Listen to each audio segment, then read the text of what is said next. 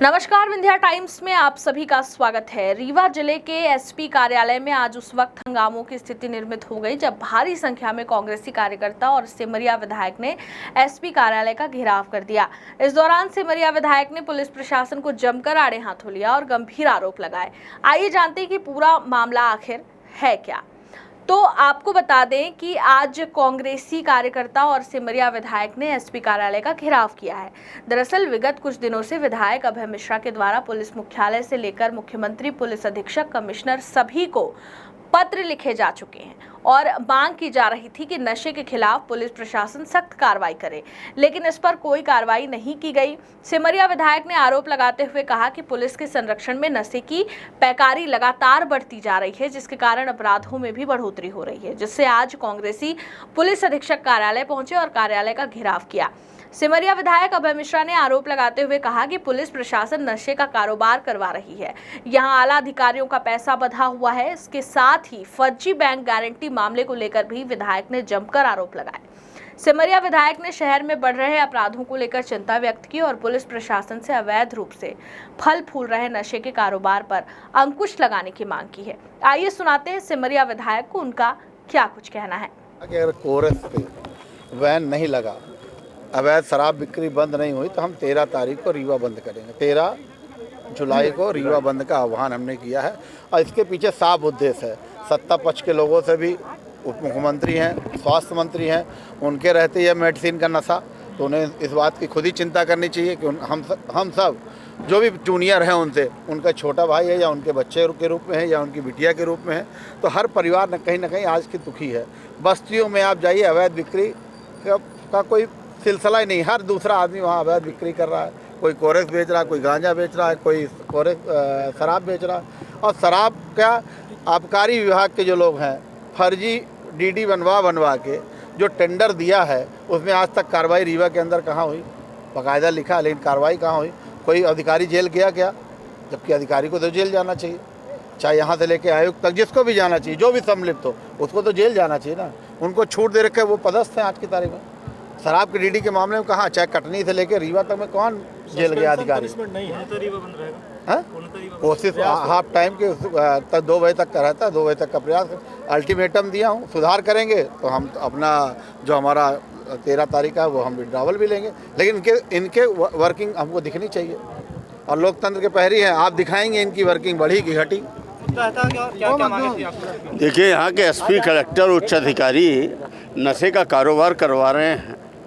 कोरेस में ड्यूटी नहीं लगती थी, उसमें बहुत कमाई है और थाने बंधे हुए हैं, एसपी का पैसा बंधा है। आबकारी में कलेक्टर और एसपी का महीना बंधा हुआ है। आबकारी में फर्जी बैंक गारंटी का फुल प्रूफ मामला है, कलेक्टर उसके खिलाफ एक्शन नहीं कर रही हैं। फर्जी बैंक गारंटी में यहाँ दुकानें उठी पिछले वर्ष। इससे ये साबित होता है कि कलेक्टर इन्वॉल्व हैं, इसमें संरक्षण दे रही हैं। और एसपी को आप मेरा भरोसा करिए, 25 लाख रुपए महीना मिलता है शराब के धंधे से। कोरेस का लक्ष्य मिलता है और 34-2 बनाने का लक्ष्य मिलता है। और ये जो छोटे छोटे ठेके हैं, एक दूसरे के इलाके में जो ये शराब फेंकते हैं, नंबर 2 की शराब आती है, जहरीली शराब तक आती है, उसको लेकर ये जो झगड़े होते हैं उस पर पुलिस का आबकारी के अधिकारी जाते हैं और फिर पुलिस उल्टा उनके ऊपर झूठा मुकदमा बना रही है। कोरेस की स्थिति ये है कि बच्चे हमारे यहाँ लगभग बर्बाद हो गए, इसीलिए वो नशेगत अपराध में इतने लीन हैं, कोई रोज़गार नहीं है। यहाँ के बड़े बड़े नेता, यहाँ जो सत्ताधारी नेता हैं, ये इन अधिकारियों से ज़मीन लिखवा रहे हैं। शहर की कौड़ियों के दाम ज़मीनें लूटी जा रही हैं। ये किस मुंह से बोल पाएंगे, इन अधिकारियों पर दबाव बना पाएंगे जो नीचे ज़मीन से पैर से लेकर सर तक गलत कामों में लिप्त हैं? ये नहीं, बोल ही नहीं सकते। और अधिकारी भी सोच रहे हैं कि बहती गंगा में हाथ धो, तुम रीवा बेचो और हम यहाँ से सूटकेस में 1 साल में 10-5 करोड़ रुपए उठा के ले जाते हैं। तो ये तो अच्छा पैसा कमा के ले जा रहे हैं और हमारी जनरेशन है तो पूरी चल रही। और रीवा 1 नंबर है पूरे देश में नशेगत अपराध। आज ये बिहार, उत्तर प्रदेश सबको फेल कर चुका है।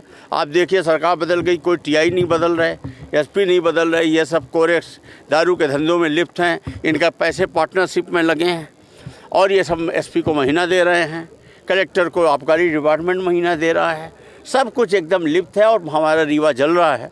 अभी गुरमीत सिंह मंगू जी के नेतृत्व में आज ये पूरी टीम, हाँ, राशि है, अवैध राशि है, ये एसपी के पास से होकर कहाँ तक जाती होगी? एसपी का तो मुझे मालूम है, ऊपर का मुझे नहीं मालूम, मैं क्यों झूठ बोलूं। पहले हमारा ये कहना है कि जो कॉन्ट्रैक्टर हैं यहाँ के, ये भोपाल में गृह मंत्री को अलग पैसे दे देते हैं, इनके अधिकारियों के अलग चयन है, वहाँ आयुक्त को अलग देते हैं, यहाँ एसपी और डिपार्टमेंट के माध्यम से कलेक्टर को अलग देते हैं, इकट्ठा कलेक्शन करके।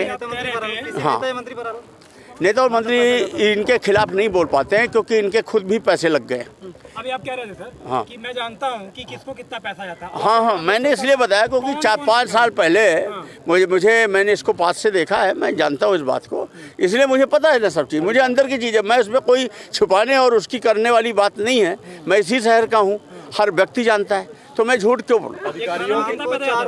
ये एक थाने में मिनिमम 2 लाख रुपए और 34-2 बनाने का 1 लाख रुपए अधिकारियों के प्रति जनता और इनका 50% में जो पैसे लगे हुए हैं हर कॉन्ट्रैक्टर के साथ, जैसे सिमरिया में लगा हुआ है, चौराटा में लगा हुआ है, ये अलग है। और नंबर 2 की जो शराब डिपो के थ्रू आती है और बिना ड्यूटी के बिकती है, उसका पैसा अलग है। इसमें तो इतना पैसा है कि ये दोनों हाथ से बटोर रहे हैं। मुख्यमंत्री रीवा आ रहे हैं, उनको घेरने का प्रयास क्यों नहीं किया आप लोगों ने? जब वे पूरे कुएं में भाग घुली हो तो किसको घेरोगे।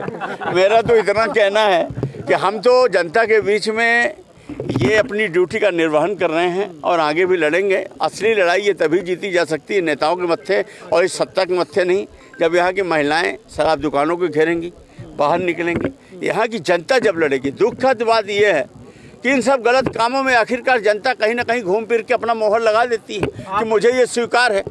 भाई, उसका वोट भाजपा जीत रही है, उसका वोट ये बता रहा है कि जनता को स्वीकार है ये, इसीलिए ना सब मारे जा रहे हैं। एक तरफ जनता रो भी रही है। आपने पुलिस के खिलाफ ही पुलिस को ज्ञापन दिया है।